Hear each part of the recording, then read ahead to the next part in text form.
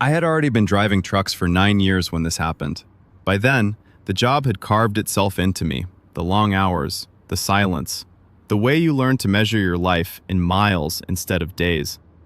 I wasn't scared of the road anymore, not really. I respected it, sure. You don't survive that long without respect. But fear? I thought I'd burned that out of myself years earlier. That's the thing about fear. It waits until you're comfortable.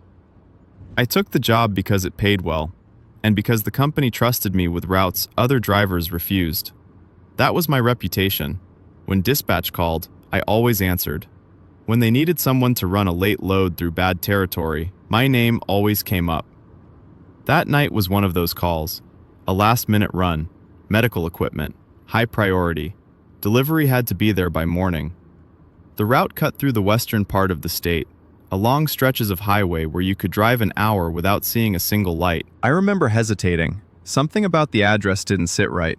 It wasn't a hospital. It wasn't a warehouse I recognized. Just coordinates and a name I didn't know. Dispatch brushed it off. Third-party drop. Happens all the time.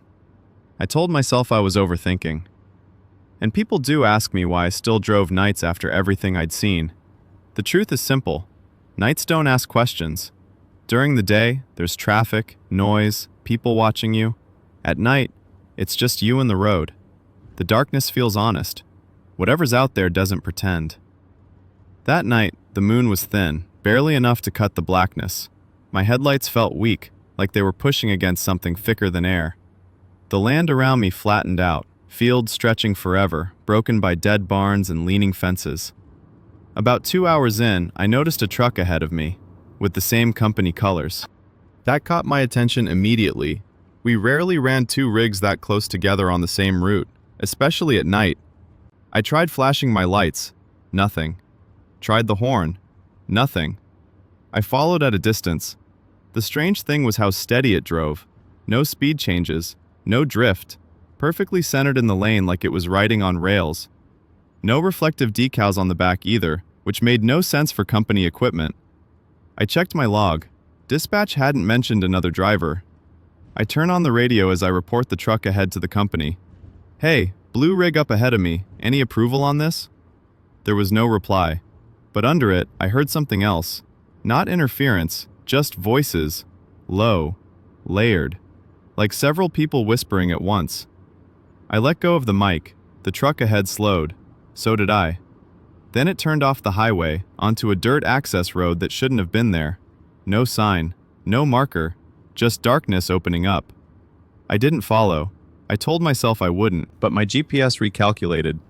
I felt fear inside of me. I pulled over. I don't do that lightly, but every instinct I had was screaming. I checked the GPS against my paper map. The road didn't exist. The coordinates shifted when I zoomed in, like the screen couldn't settle on where I was. Behind me, headlights appeared. Too close. I didn't remember anyone following me. The lights were wrong, too high, and too wide. They filled my mirrors, washing the cab in white. I couldn't see the vehicle itself, just the glare.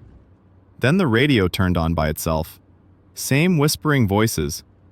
This time, I could make out words. "You're late." My fuel gauge dropped to empty in seconds. I didn't think it twice. I turned onto the dirt road. The dirt road swallowed the truck whole. Trees leaned inward, branches scraping the trailer like fingers. The headlights barely cut through the dust and fog that rolled in from nowhere. The GPS went black. My truck engine started to strain, like it was pulling something heavier than my load. Then I saw the lights ahead. A compound. Floodlights on tall poles. Chain link fencing. Old buildings that looked like warehouses but felt wrong. Too many doors, too few windows.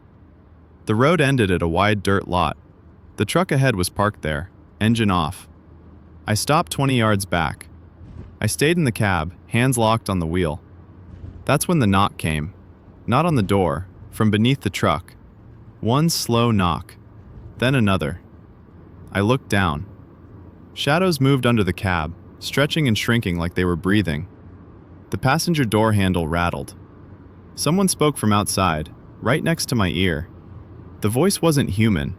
It tried to sound like one, but it dragged the words out too long, like it was tasting them. I slammed the truck into reverse. The engine roared. The lights went off. Every building's door opened at once. Something moved inside them. I didn't look. I floored it. The road back wasn't the same road in. It twisted. The trees closed in so tight. In my mirrors, shapes poured out of the compound. Too many of them, moving faster than anything should. The headlights behind me came back. Not one vehicle, many. Their lights didn't bounce. They floated. The radio screamed with overlapping voices, all saying my name. Some sounded like dispatch. Some sounded like my ex-wife. Some sounded like me. I felt hands grab the back of the cab. The trailer bucked. Something slammed into it hard enough to make the truck fishtail. I prayed. I hadn't done that in years. The road suddenly dropped away. The truck launched forward, hit pavement, and the world snapped back into place. I finally made it into the real highway, real lines, and real traffic in the distance. The headlights vanished. The radio went silent. I didn't stop until sunrise. I came to realize that the delivery address never existed. Dispatch swore they didn't send me there. The paperwork vanished from the system. The trailer seal was broken, but the cargo was untouched, except for handprints burned into the metal floor. I took a week off after that, thought about quitting, but the road had already claimed too much of me. I still drive, but when I see a company truck where there shouldn't be one, and my GPS tries to take me somewhere I don't recognize, I stop. Because some routes aren't meant to deliver freight. They're meant to deliver you.